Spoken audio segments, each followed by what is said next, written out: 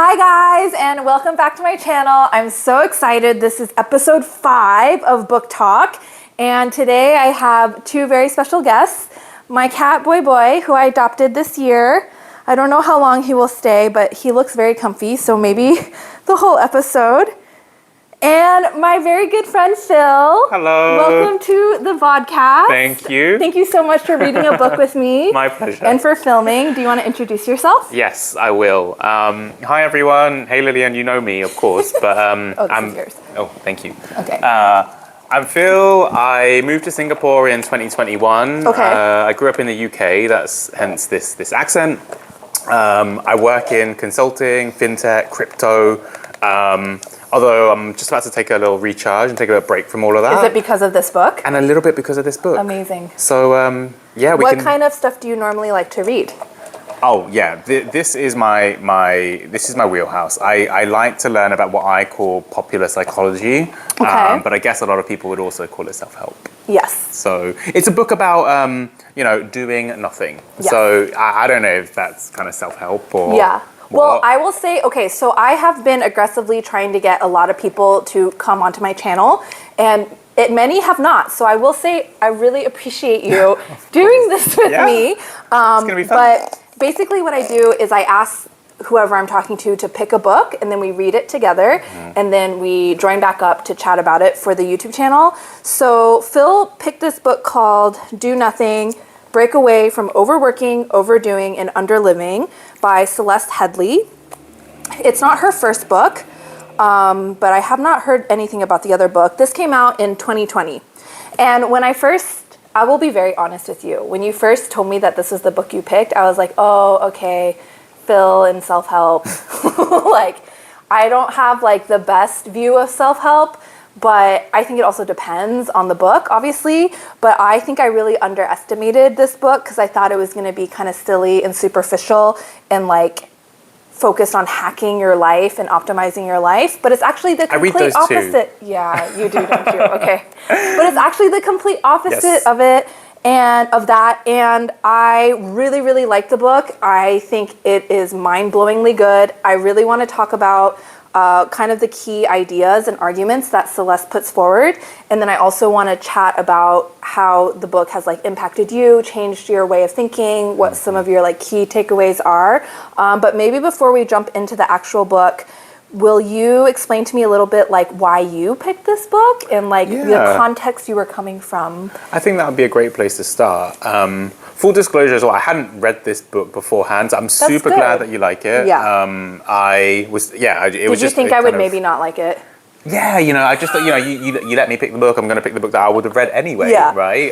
But I was fully prepared for a bit of like, self-help bashing essentially. Yes. But I'm super glad you liked it. Instead of bashing, I'm like converted. You like it? I love it. Yeah. Okay, yeah. It is great. So why did I pick this book? I don't know. I tend to I believe books come to you at certain chapters in your life, and this one found me at a time when I really needed it. Yeah. I needed to learn how to do nothing. Okay. For those who, I just have one of those type A personalities. You really do. I like to do a lot, Yeah. and I became one of those productivity junkies. When I first met you, you had like a list of goals, including like learn how to do a handstand. I still do have those goals. Yeah. I can do that now. Oh, wow. Okay. Yeah. And just, I mean, correct me if I'm wrong, but from my impression as your friend, you, just have like a lot of tangible goals and you like to fill up your time. I do. With them. I do. Yeah. Which I don't think is a bad thing. It's not a bad thing. How did you feel about it? Yeah. Well, like I said, this book, I think it came to me because I needed to take a bit of a break. Yeah. And that, for me, I need to read a book about how to take a break. So, didn't you read this on a trip and someone made fun of you for reading? They did make fun of me, yeah. I was at a friend's birthday on the beach reading this book about how to do nothing, which, just... They don't need a book, they just know how to do it. So I found it, I've generally tended to work in quite high pressure corporate environments. I think that's right, yeah. And so... I found a bit of burnout and I just wanted to find a way to decompress. Yeah, and I'm curious how you would describe it, but I feel like you definitely work in high pressure work environments, but I also feel that when you do have free time, Phil, you also spend it either like playing beach volleyball or doing a marathon or doing a duathlon or like you just, even your leisure time is very structured. Yeah. And I'm curious if your thinking on that has changed at all. Like, do you still view, like, what were your preconceived notions before reading the book around, like, rest and spare time? And That's a good question. I think it's changing. I feel like it's changing, or my mind is more open now. And like, so for context, like Celeste is one of those people as well. When you're reading the book, that's you hear what I about really how appreciate. she's honest about that. Yeah. You know, she does a lot of like journalism and this kind of stuff, and fills up her time, and like did a lot of like radio and like a whole bunch of different stuff. I have my version of that, and I think I've always enjoyed that feeling of ticking the box and of, you know, kind of collecting medals, whatever. I don't know if it's like an Asian upbringing or whatever, but I've always been like that. And it served me, quote unquote, well in terms of it helped you hit certain typical definitions indicators of success. Yeah. Exactly. So then it's quite, why would you unwind that, you know? But I think what's changed is over time, I've learned that there are costs to behaving like that. That's right. You have to really push yourself find ways to motivate yourself. And I've read a bunch of books about how to do that as well, like Atomic Habits and Power of Habits and all of that as well. So this one is kind of the opposite. It's so interesting because I talked to you about this earlier, but I feel that the title is very misleading. And I feel like the marketing of this book, here are the two like covers, made me think that it was going to be like Atomic Habits. In those books, I make a gross face because I don't love this cult of productivity or like how to like hack your life or optimize your life. And so that's why I was kind of like initially not super excited. But I feel like the editor asked Celeste to name it this way, or the marketing team did that so that it would sell more. And I would not fall for the trick, because I think actually what the book does is telling you that you don't need to act like that. And you don't have to, actually it's like detrimental to your health. Yeah. And it's much better. I wouldn't say to do nothing. I feel like do nothing is a little bit misleading, but I guess like break away from overworking, overdoing, and underliving. I would say like the main idea of this book is like how to reclaim our humanity and like be full holistic humans that are like in tune with our natures and not like slaves to working. That is basically the book in 60 seconds. But and there's like loads of arguments and sub-arguments. And for those who do like that kind of like how-to book, there's a little bit of that in the second half. Yes. But generally speaking, she's just basically explaining what I was mentioning about the cost of being like that. Exactly. And it's quite convincing. That's why I think, and I think you hit the nail on the head, Phil, because she herself is like a workaholic. And I think it's a lot more compelling to hear from someone, like this book was born out of her just trying to figure out how to bring balance to her own life. Yes. Yeah. So it's not like it's coming from a high place of like, you guys are doing it wrong, this is the right way. I feel like the tone is very much like she really struggled with this. She herself got sick. And then in the process of researching and going through all this literature, she kind of uncovered a lot of these like myths that we hold on to that are just like not necessary, that really feed into this overworking. So I feel like I kind of imagine Celeste as you, but in female form. I feel like you and Celeste are, probably suffering from the same type of mindset. But I will say me too. Like I also was raised pretty type A and like to respect traditional indicators of success. And I feel like ever since COVID, there's been a little bit more leeway or understanding of the need to have time for yourself. Like quiet quitting is a whole thing now.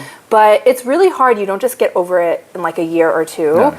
I feel like we are so, you definitely more than me, but we are so like hardwired to really try to like hit goals or work hard. I mean, in the US, and I feel like the UK too, like working hard is like a really big compliment. Like, oh, he's such a hard worker. Or, oh, like he did it all through hard work.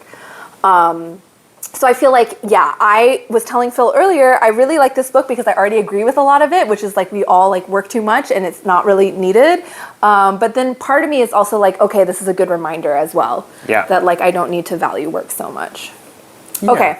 Okay, so like Phil said, the book is two main parts. The first part I thought was full of a lot of really interesting arguments, and the second part is a bit more self-helpy, like the takeaways and things that you can change about your life.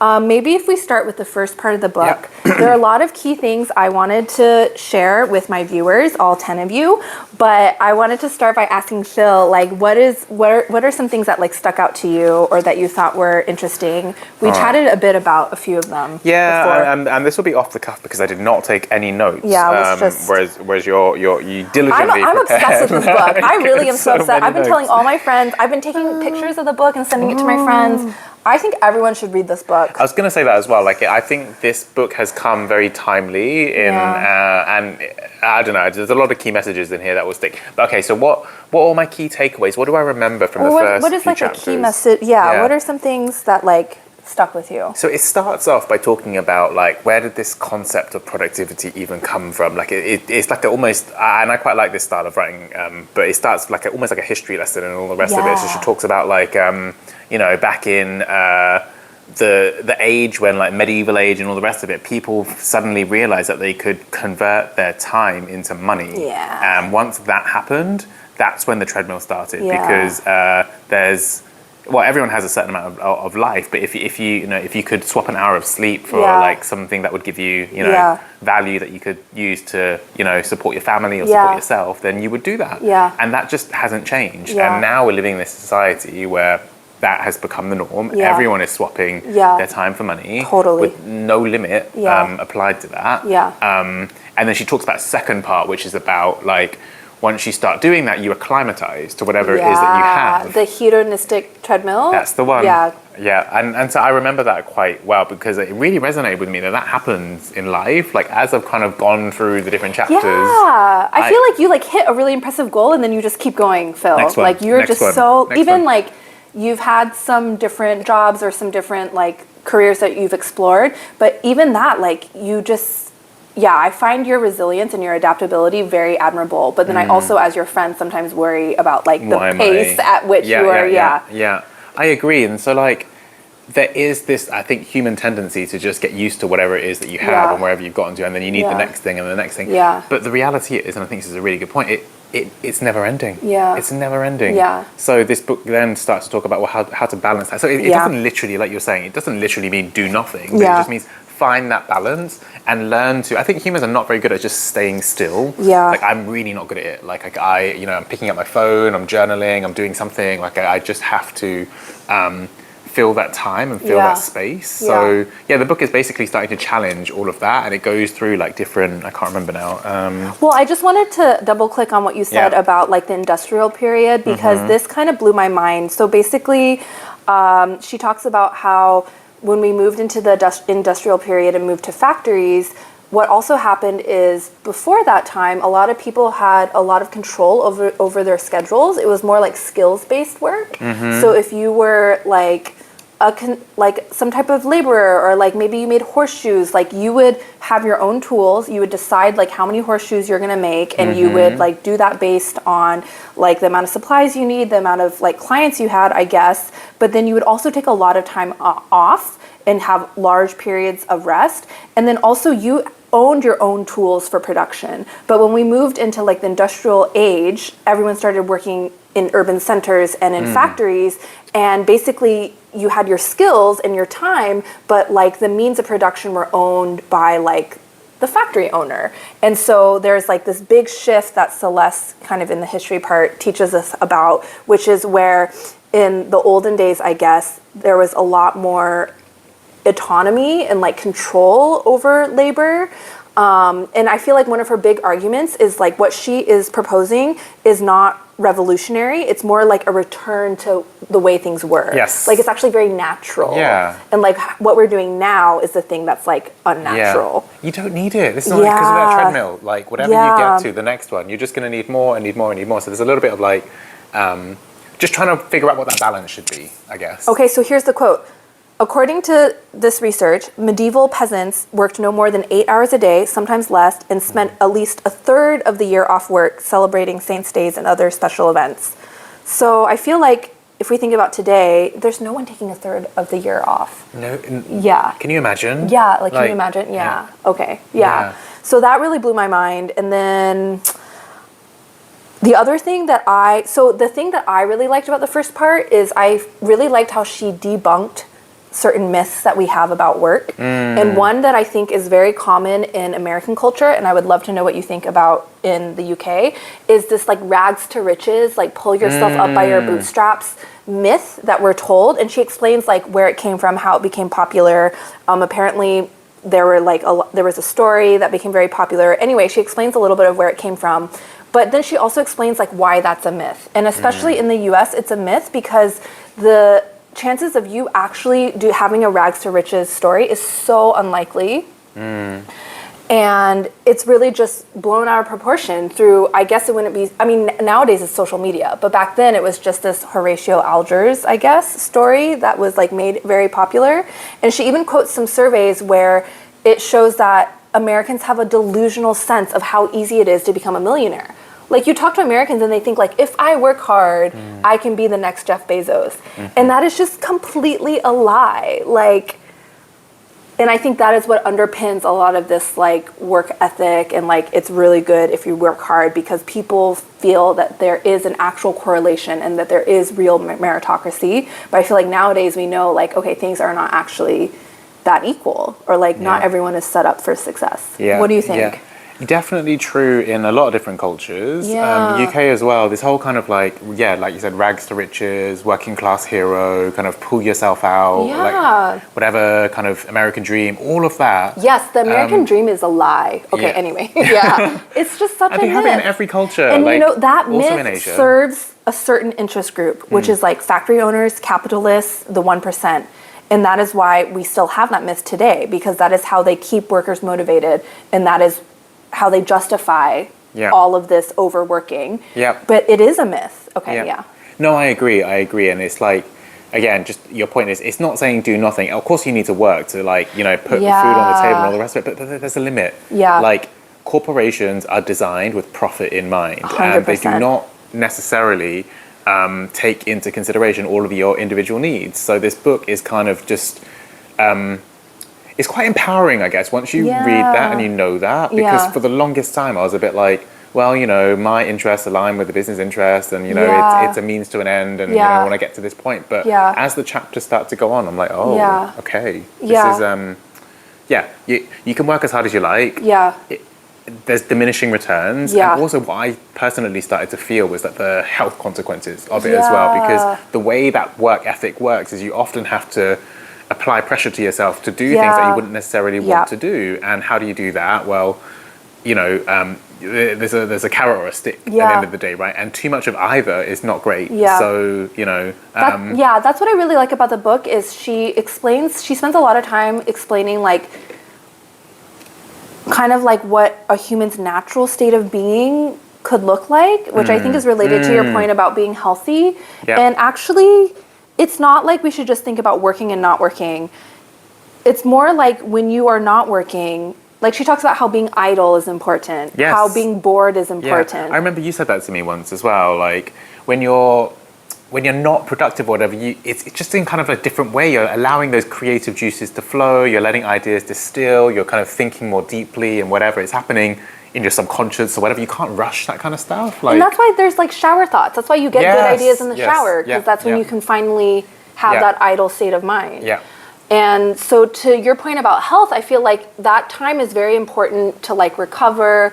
And she really explains how working is like unnatural and not healthy, which I love because I hate working. But then also I think she explains how, being bored is good because that's when you are most creative, or being idle is good because that's when you have, it's like a fertile ground for innovation.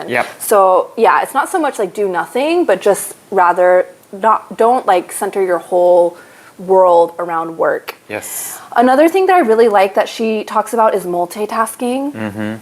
And how that is like actually bad for you because it's not only like less productive and less efficient, but it's actually recommended by the American Psychology Association that the less multitasking you do, the better it is for your brain health. So I really appreciate that from what I can tell, I feel like she did a lot of research and she incorporates a lot of like surveys and studies. And I feel like she talked to a lot of people to try and provide evidence for her ideas. What did you think about that style? Like, it's kind of the style of like persuasive journalism, but also like citing evidence. Like, did you find it quite compelling. I think she does a good job of balancing, like, for a reader like me, trying to convince you because it's in a way it's still kind of productive or whatever, versus like just shitting all over the idea of like working really, really hard. Yeah. Because if she did that, I think it would turn a lot of people off. Yeah. Yeah. I feel like she did a good job of like easing us into it. Yeah, exactly. Yeah. Exactly. And like proving her point because it's actually something she had to prove to herself. Yeah. Yeah. Yeah. And specifically on the bit about multitasking, I guess. Yeah. I multitask all the time, Phil. Yeah. Like she gave some examples like, and you are on your phone and then you have 10 tabs open and then you're watching YouTube in the background. I'm like, yeah, it's me. It's all of us. Yeah. It's all of us. Yeah. And then later, because then it goes into like technology and all the rest of it, I just think the brain has like rewired itself in like the age of social media and all the rest of it to like just constantly flit your attention between lots of different things. And it feels productive that way because you're making marginal gains in each thing. But no, it doesn't work. Yeah, it doesn't in reality. work. And the other thing she says in that chapter, which I really appreciate, is that like women are assumed to be better at multitasking, but it's actually more, multitasking is bad for all humans, but women just have like a higher tolerance for it. It's a whole chapter on that. Yeah, isn't that crazy? There's this myth that like women are like, men can't multitask and like whatever, but it's actually more just like multitasking is so bad for you, and women have just like built up a little bit more tolerance for it. So that really blew my mind. Like, I'm gonna try to stop multitasking. It's pretty hard though. Even like watching TV, I'll like knit or I don't know. Yeah. Okay, the last thing that I wanted to bring up from part one that really radicalized me, like I feel so radicalized, is we could have a 3-day work week or like work one year out of 2 years. Like every year take a break. And this is actually what world famous economists believe. Keynes believed this, which is once we hit a certain level of productivity, we would not need as much labor. Okay? Based on how things were progressing, assuming like a fixed number of goods that we need, a fixed number of trade, whatever, we would have hit that and then we could have worked less. Except 2 things happened, which is, well, we basically just decided that we wanted to produce more and consume more. I mean, if you ask me, am I happy that I have all this stuff and I have a microwave and I have a fridge and I can like order something on Shopee and it can arrive tomorrow? Like, okay, sure, I'm happy. But is it necessary? Like, I do feel like I would trade all that for like a 2-day work week. Yeah. And I think a lot of people would, but we just don't have that mindset and like that value system. The other thing that happened is inequality became a lot worse. And so even though we had enough labor and productivity to produce what we needed, most of the spoils just went to like the top 1%. So it wasn't like spread equally. We just consume too much. We think we need all these things that we don't need. Yeah. And it's just not, and then on top of that, it's not equally distributed. Yeah. So like a large part of the world lacks many basic things. Yeah. And then the rest of us, like us, we just have way too many things. So I feel like I always knew that. I always knew there was inequality, and I always knew that we lived in a very consumerist society, but I didn't realize that that's why we have to work so much. Like, I would gladly trade those things, I think, to have to work less.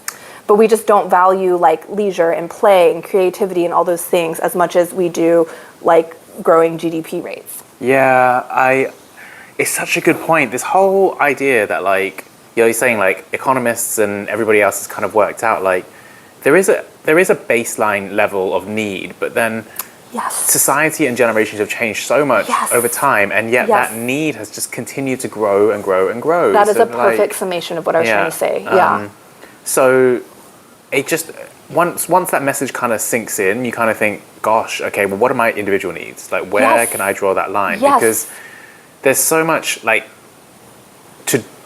there's so many different ways that you could spend your life and what you want to do, and kind of why would you put so much of it into work? Like there's there is a certain amount that you should do, but after that, you know, like the time that you spend with your family, or the time or building a community, you know, just doing things that are like not so, you know, kind of closely tied to productivity and all the rest of it. I think it's really critical, and she does a good job of kind of outlining all of that and explaining kind of, you know, like you said at the beginning, why she has come on this journey, and just like her kind of thoughts on it, and it is convincing.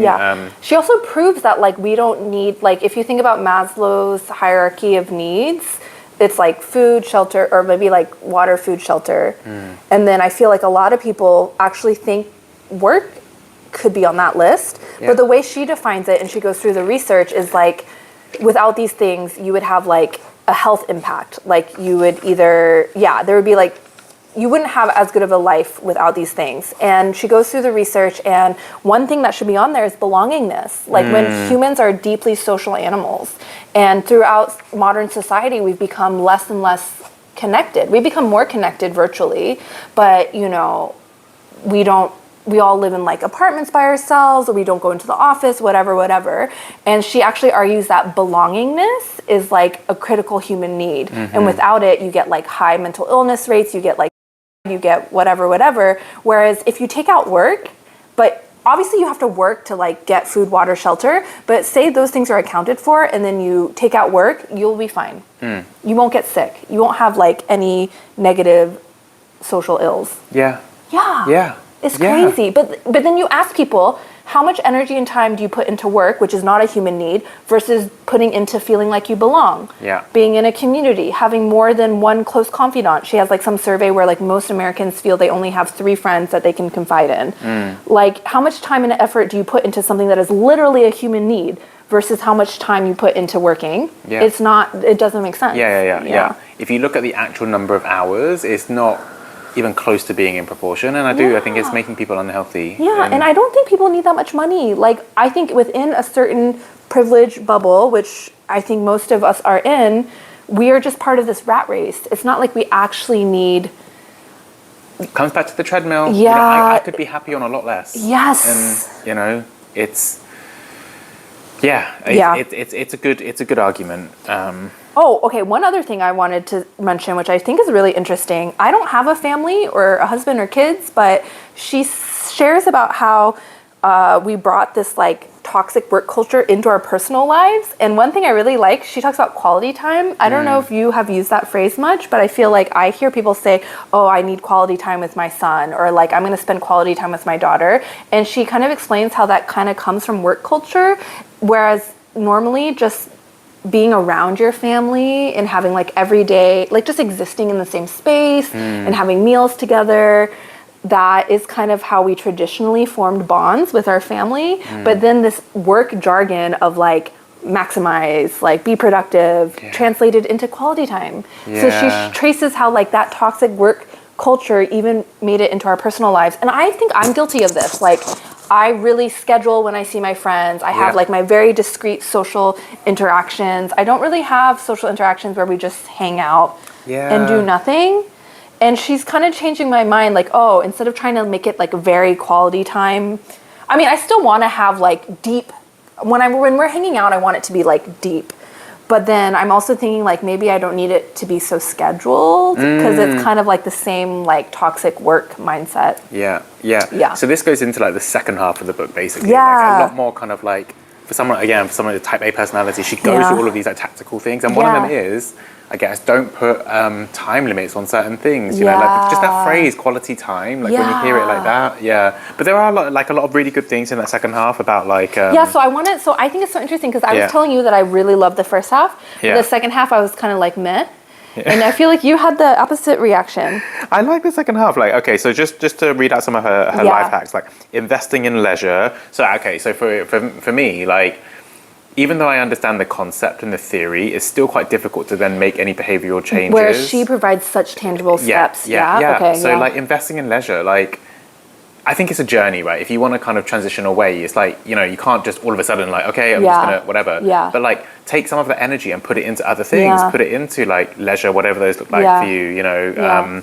That was quite a good one. And like making real connections. I think that's what you're talking about with the quality time. One thing that she said that I thought was really interesting, I'd never thought of, was like, it's like time blindness. Like or what is the phrase? Basically she's saying you should write down, maybe for a week, write down how you spend your time and keep a very detailed journal, because actually people that feel like they have buffer or spare time are happier than people that feel like they're always like just making the deadline. Even if it's just the perception, even if you're just feeling like you have some buffer or extra time, you will be happier than if you feel like you're always coming up close against a deadline. Exactly. So then she talks about how like a lot of us, we don't have a good time perception. We don't have a lot of good perception of how we're spending our time. Like we'll think, oh, we were just on our phones for a bit, but it was like 3 hours. And so one of the tangible things she says to do is like write down like every hour what you actually spend your time on. Yeah. So you can have a better sense. There's so many like tidbits in there like that just really help you to kind of think, okay, so this is practically speaking how I can start to quote unquote do nothing. But yeah. Do you think you'll do any of them? Or what has been like the most impactful, you think, for you? Making the real connections, I think, is really important. Okay. Yeah, and just putting a priority on that as much as you would on like those typical indicators of success, I think is one of the things. Yeah. I like how she showed us how humans are really social creatures, because I sometimes I like to be by myself, which I think is fine. But for example, like, I really like what she said about open plan offices. What's it, open floor? What's it called when all the desks are out in the open? Open plan. Yeah, I feel like that's a great example of actually we became way less productive because it was supposed to like open things up, but actually feeling like you can constantly be interrupted or talked to puts us into this like constant state of high pressure. Yeah. And it's better for us to just be able to not multitask, not be like have our focus mode. And even when it comes to like creating connections with other people, like not be so distracted. And even, so when we're at the office, it's good to like work in teams and have that like social connection and be with other humans. But we also need like our own private space. Yeah, I think that's just another corporate trap. I've worked in those It open is plan such offices. a corporate trap, mate. It is. Yeah. It's a way of kind of enforcing peer pressure, I guess, or like a little bit like distraction mode. Yes. That style of so working. they can like further exploit us. Yeah. You're not allowed that kind of deep thinking time. And that's another one of the things that she really emphasizes is that if you're able to do a proper focus mode, you're much faster. Yeah. You are much faster. Yeah. All this distractions, multitasking, open plan office, like, it's crazy because if you can just like shed the distractions, you can actually be more productive, which is Yeah. So counterintuitive. Yeah, actually having gone through the book, and actually talk through some of the lessons, it just really, it has convinced me to like recharge and to take a break and to just... which you were going to do. Which I'm going to do. I'm going to do. So I took the book very literally. Yeah. So now he's going to Bali for a few months. Yeah. And just enjoy. I think life's too short in that sense as well. Yeah. So yeah, it's a good book. Amazing. So maybe we'll wrap up. I think it's pretty obvious, but would you recommend this book? I would recommend this book. And who do you think is like the ideal audience for this book? I think anyone who is starting to feel in themselves a sense of burnout or a sense of like, wanting to hear an alternative argument to all of the productivity gurus out there. Just, some of it, you like, for example, there's a whole chapter on gender and that kind of thing. Some of it might... you might not read all of it like word for word, but there are definitely flavors and themes that you take out of it. You might not agree with everything, but I definitely would just, Yeah, I totally agree. I also feel it's very readable. It's very digestible. Yeah, exactly. I think it's really well written. Yeah. Like it's that perfect blend of like easy to read, but not superficial. It's got a good flow. It's got a very good flow. Yeah. And I really trust that Celeste did like a lot of research for it. She did. I feel that she like quotes a lot of different studies and it is well written. Like I love the history bit. Yeah, exactly. Overview. Yeah, she exactly. Quotes all the like sources and stuff like that. So, yeah. And I feel like it's so funny because what you said just you were like for people that need to take a break from productivity gurus. But it's so funny because if you follow this, you will be more productive and you will be happier. So she does a good balance. It's kind of like like wrapping medicine in like a sweet or something. Like it's kind of I don't know. I think it's very clever what she's done because I came away from this being like, okay, I want to follow the things that she says, not because she told me to or because she convinced me, but because like I do actually just want to like live longer. And like happier and like healthier. This will make you happier. Yeah. It's already making me happier. Which is like kind of what all those other productivity self-help books are supposed to be helping you do. Yeah. But are actually like quite toxic. Yeah. That's a good Anything else you want to share? How was your reading experience was good. It flowed well. You recommend it. I also recommend it. I would give it like a really high rating. I just think, yeah, I don't read much self-help, so I don't really have that much to compare it to. Yeah. But to me, it was I guess amazing. what you said, like, don't be put off by the title. Yeah, Like, don't be put off by I think the title is really bizarre. Yeah. Like, yeah. if I recommend this to my friends, I'm going to be like, just ignore the title. That's not really... No one is saying do nothing, like, not Yeah. literally do nothing, Yeah. but just, find balance. Yeah. Something like this. I would say, like, the key themes are, like, open your eyes to how we're being screwed over by the capitalist industrial machinery, 1, and 2, like, learn how to reclaim your humanity. Like, there's so much more to life than, like, wealth accumulation and, like, working. Like, there's play and, like, creativity and, like, snuggling with your cat for hours. Like, those things are just totally devalued in a capitalist framework. Yeah. But, like, as humans, like, we need that. And we should do more of it. You literally need it. It's a human need. Okay, thanks, Phil, for joining. My pleasure. Thank I you really for having me. appreciate it. My first Good job. ever podcast. Yeah, will you come back? Yeah, sure. You pick the book. You pick the book. I'll pick the book. Okay, great.